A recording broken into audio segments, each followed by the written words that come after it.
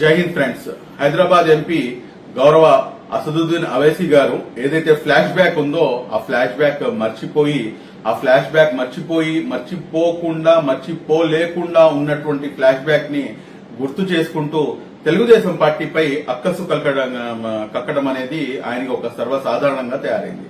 ఇక్కడ కొన్ని అంశాలు మీతో చర్చించాల్సినటువంటి అవసరం ఉంది. అదేంటంటే, మీరు తెలుగుదేశం పార్టీకి మేము ఏమైనా మాట్లాడితే కనుక మీరు ఏదో తెలుగుదేశం పార్టీ వకాలు తప్పించుకుని వస్తారు అంటే, ఎస్ డెఫినెట్లీ తెలుగుదేశం పార్టీ వకాలు తప్పించుకుంటాం. దానికి కారణం ఏంటంటే, ఎన్నికల కన్నా ముందు చాలా బాహాటంగా మైనార్టీ హక్కుల పరిరక్షణ సమితి తెలుగుదేశం పార్టీకి మద్దతు పలికింది. బీజేపీతో కలిసినా గానీ ముస్లింలు తెలుగుదేశం పార్టీతో ముందుకు వెళ్లాలి అని చెప్పాము. ఆ చెప్పిన మాటకి మనం కట్టుబడి ఉన్నాము. అందులో ఎటువంటి అసలు లేదు. ఒకవేళ ఎక్కడైనా గానీ తప్పు ఉంటే తప్పు అని చెప్తాం. అందులో ఎటువంటి అసక్తి లేదు. కానీ ఇక్కడ అసదుద్దీన్ అవైసీ గారు పదే తెలుగుదేశం పార్టీ సుప్రీమో నారా చంద్రబాబు నాయుడు గారిని ఎన్నికల కన్నా ముందు మరియు ఎన్నికల కన్నా తర్వాత ఏదైతే ఫ్లాష్ బ్యాక్ ఉందో ఆ ఫ్లాష్ బ్యాక్ అయితే నేను చెప్పదలుచుకోవట్లేదు. కానీ ఇదే విధంగా కనుక కొనసాగితే కనుక ఖచ్చితంగా ఆ ఫ్లాష్ బ్యాక్ అనేది ప్రజల ముందుకు పటాపంచలు చేయాల్సినటువంటి అవసరం ఎంతైనా ఉంటుంది. ఎందుకంటే వాస్తవానికి చూసుకుంటే ఏంటంటే, పోలీసులకి చూస్తే దొంగలకి ఎప్పుడు కూడాను భయంగా ఉంటుంది, భయపడుతూనే ఉంటారు. నేను దీనికన్నా మించి ఇంకెక్కువ ఏది కూడాను మాట్లాడదలుచుకోలేదు. కానీ అసదుద్దీన్ అవైసీ గారు ప్రజాస్వామ్యం గురించి మాట్లాడుతున్నారు. ప్రజాస్వామ్యం గురించి మాట్లాడుతూ ఇక్కడ ప్రజాస్వామ్యం ఎక్కడ ఉంది, ప్రజాస్వామ్యాన్ని తుంగల తొక్కుతున్నారు కదా అని చెప్పేసి అంటున్నారు. ఇదే సిఐఏ ఎన్ఆర్సీ సమయంలో మిమ్మల్ని పెట్టి ఇక్కడ మేము ఒక పెద్ద ప్రోగ్రాం ఆర్గనైజ్ చేయాలని చెప్పి చూస్తే అప్పట్లో ఉన్నటువంటి మీ దోస్తు గారి సర్కారు, మీ మిత్రుడి సర్కారు వైఎస్ జగన్మోహన్ రెడ్డి గారు స్పష్టంగా మీరు రాకుండా అడ్డుకునే ప్రయత్నం చాలా స్పష్టంగా చేసిన మాట మీకు తెలీదా? మీ మనుషులకి తెలీదా?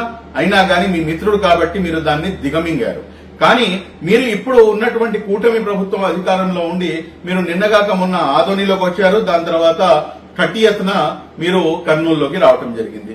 మిమ్మల్ని రాకుండా ఆపేటటువంటి ప్రయత్నం ఇక్కడ ఉన్నటువంటి ప్రభుత్వం చాలా స్పష్టంగా చేయవచ్చు. కానీ ఏదైతే ముస్లిం మైనార్టీ యొక్క మనోభావాలు ఉన్నాయో, నాన్ ముస్లింస్ అనేది దీంట్లోకి తీసుకోవడం అనేది కరెక్ట్ కాదు అని చెప్పేసి గౌరవ supremo Telugu Desam party supremo Nara Chandrababu Naidu గారు కూడాను అదే ఆలోచిస్తున్నారు. కాబట్టి మిమ్మల్ని ఎక్కడ కూడాను రాష్ట్రంలో ఎక్కడ ఎటువంటి కార్యక్రమం నిర్వహించినా గానీ దేనికి కూడాను అడ్డంకులు చెప్పకుండా ప్రతి దానికి కూడాను పర్మిషన్స్ అనేది రాజ్యాంగబద్దంగా ప్రజాస్వామ్యబద్దంగా ఇస్తూ వస్తున్నారు. ఈ విషయాన్ని ప్రతి ఒక్కరు కూడాను గమనించాలి.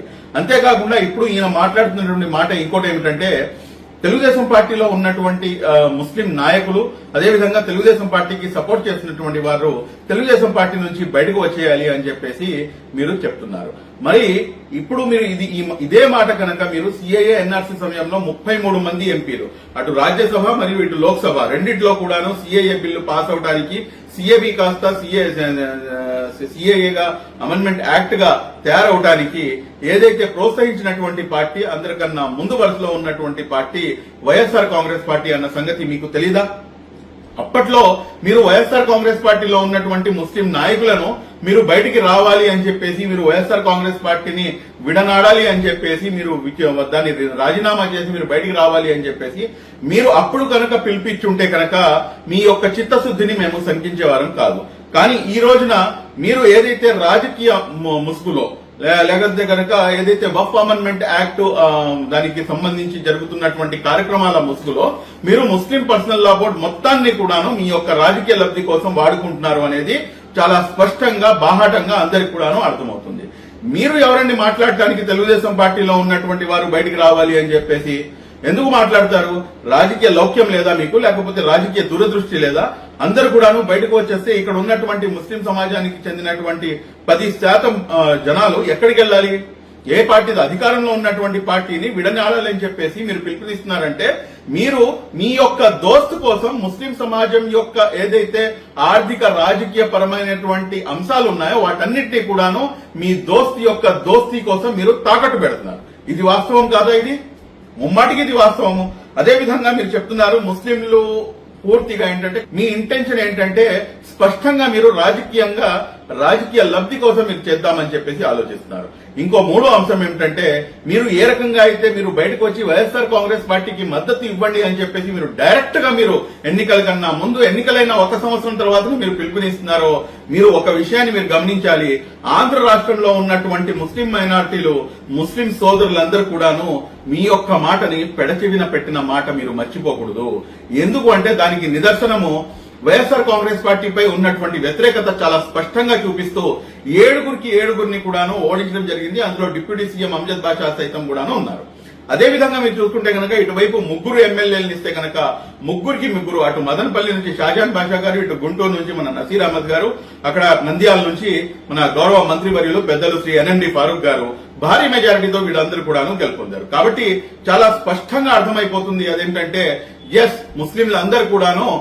ఇంకో నిదర్శనం ఏమిటంటే, రాయలసీమ లాంటి అత్యధికంగా ముస్లిం మైనార్టీలు నివసించేటటువంటి ప్రాంతంలో నంద్యాల కానివ్వండి, రాయచోటి కానివ్వండి, లేకపోతే మదనపల్లి కానివ్వండి, లేకపోతే కర్నూలు కానివ్వండి, లేకపోతే మీ యొక్క ఆళ్లగడ్డ కానివ్వండి, లేకపోతే మీరు చూసుకుంటే కనుక మీకు శ్రీశైలం కానివ్వండి, ఇటువంటి అనేకమైనటువంటి ప్రాంతాల్లో ఎక్కడైతే ముస్లిం జనాభా ఎక్కువగా ఉంటుందో, ముస్లింలకే అక్కడ సీటు కేటాయించాల్సినటువంటి అవసరం ఉంటుందో, అటువంటి నియోజకవర్గాల్లో సైతం కూడాను భారీ మెజారిటీతో టీడీపీ ఎమ్మెల్యేలు గెలుపొందారంటే కనుక చాలా స్పష్టంగా అర్థమవుతుంది తెలుగుదేశం పార్టీపై ముస్లింలలో ఉన్నటువంటి ఒక నమ్మకం ఎటువంటిది అనేది. అందులో ఎవరు కూడా కాదనరు. మీరు రావచ్చు, మీరు ఇక్కడ మాట్లాడవచ్చు, కానీ దాన్ని రాజకీయ ముసుగులో మీరు పెట్టి మీరు తెలుగుదేశం పార్టీలోంచి బయటకు వచ్చేయండి అని చెప్పేసి ఏదైతే పిలుపునిస్తున్నారో, ఇక్కడే మీ యొక్క రాజకీయ దురుద్దేశం అనేది చాలా స్పష్టంగా అర్థమవుతుంది.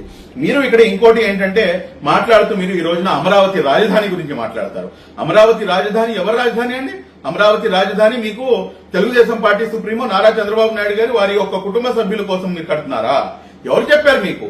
ఎవరు చెప్పారు? హైదరాబాద్ రాజధానిని డెవలప్ చేసింది ఎవరు? హైదరాబాద్ మహానగరంగా చేసింది ఎవరు?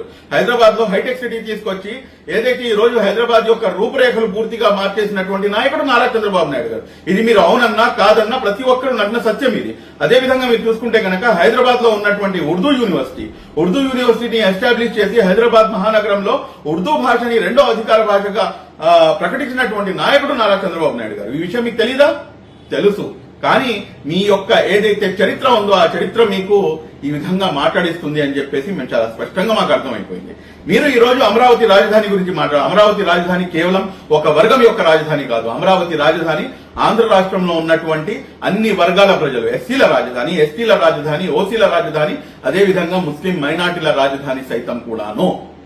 కాబట్టి మీరు ఇప్పుడు అమరావతి రాజధాని గురించి మాట్లాడుతూ కూడాను మీ దోస్తి యొక్క దోస్తిని మీరు స్పష్టంగా మీరు అది ఎస్టాబ్లిష్ చేయడానికి అది ఎస్టాబ్లిష్ అయిపోయింది.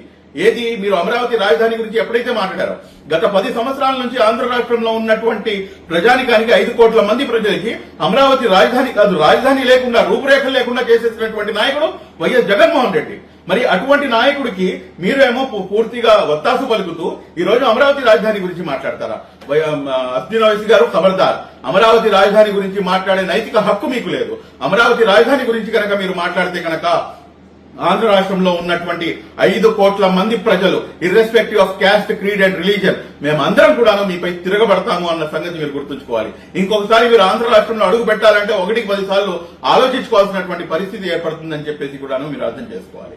అదేవిధంగా ఈ రోజున last but not least Amaravati రాజధాని గురించి మాట్లాడి అయిపోయింది. ఇప్పుడు ఏదైతే అరాచకాలు 2019 నుంచి తీసుకొని 2024 వరకు ఆంధ్ర రాష్ట్రంలో జరిగినాయో, ఈ అరాచకాల గురించి మీరు ఏ రోజైనా గానీ అడిగారా?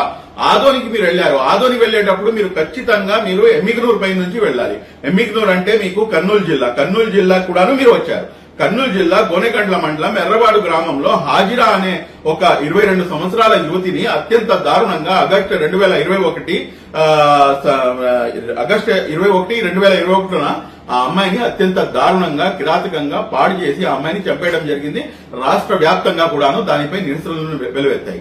మా యువ నాయకులు నారా లోకేష్ గారు 2021లో ఆ కుటుంబాన్ని పరామర్శించడానికి అన్ని పార్టీల నాయకులు including CPI, CPM, Congress, SDPI అన్ని పార్టీల నాయకుల్ని కూడాను కలుపుకొని అందరం కూడాను పోయి ఆ అమ్మాయిని పరామర్శించి రావడం జరిగింది. వాళ్ళ యొక్క తల్లిదండ్రులు పరామర్శించి రావడం జరిగింది.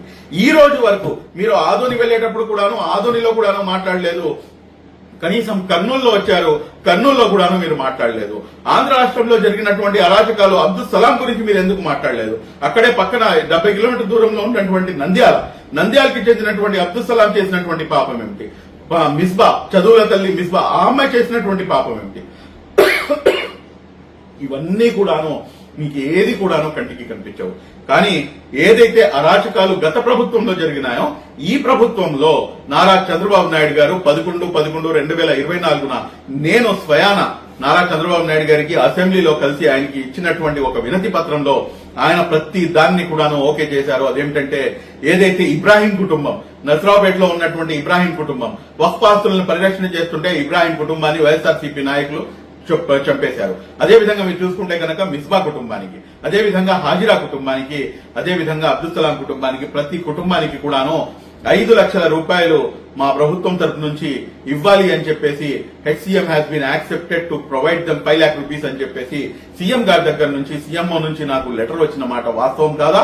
ఈ రోజున వాళ్ళందరికీ కూడాను, ఆ కుటుంబాలన్నిటికీ కూడా, అయినా మీకు ఇంకో విషయం చెప్తున్నా, ఇక్కడికి న్యాయం జరిగిందని చెప్పేసి నేను చెప్పను. కనీసం వారికి ఆర్థికంగా వారికి ప్రోత్సాహం అయితే ఇవ్వడం జరిగింది. వారికి కూడాను ఎవరైతే అన్యాయం చేశారో, ఎవరైతే దాంట్లో ఇన్వాల్వ్ అయి ఉన్నారో వాళ్ళని సైతం కూడాను ఈ ప్రభుత్వం ఖచ్చితంగా కఠినంగా శిక్షిస్తుంది. ఈ రోజున మీరు మాట్లాడే మాటలు ఏమిటంటే ఏ రకంగా కూడాను మీరు ముస్లిం మైనార్టీల యొక్క సమస్యలపై, ఆంధ్ర రాష్ట్రంలో ఉన్నటువంటి ముస్లిం మైనార్టీల సమస్యపై ఏ రోజున కూడా నోరు మెదపది. మీరు ఈ రోజున కేంద్రం తీసుకొచ్చినటువంటి నల్ల చట్టమైనటువంటి వక్ఫ్ అమెండ్మెంట్ యాక్ట్ ని అడ్డం పెట్టుకుని ఈ రోజు కూటమి ప్రభుత్వంపై మీరు పైనుంచి కింద మొత్తం కడిగి పడేయాలని చెప్పేసి అనుకుంటే కనుక ఇది మీ పొరపాటు.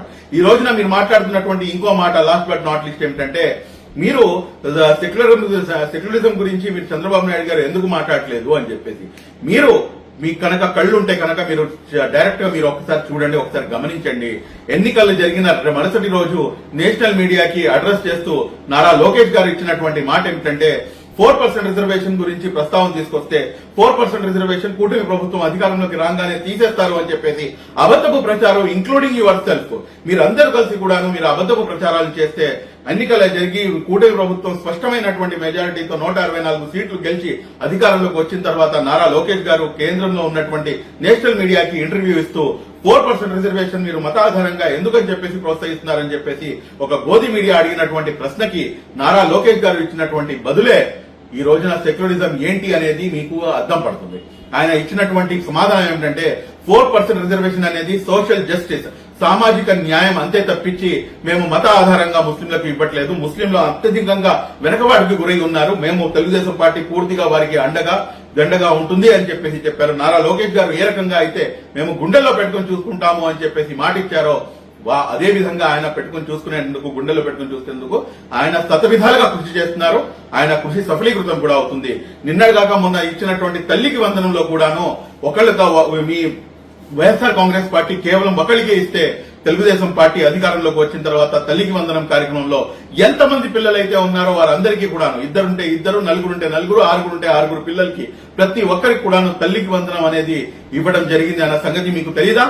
ఈ రోజున ఆంధ్ర రాష్ట్రంలో ఉన్నటువంటి ప్రజల యొక్క మనోభావాలతో మీరు ఆటలాడుకునే ప్రయత్నం మీరు ఏమాత్రం కూడా, మీరు మాట్లాడండి, ఏదైతే తప్పు జరిగిందో ఆ తప్పు గురించి మాట్లాడండి.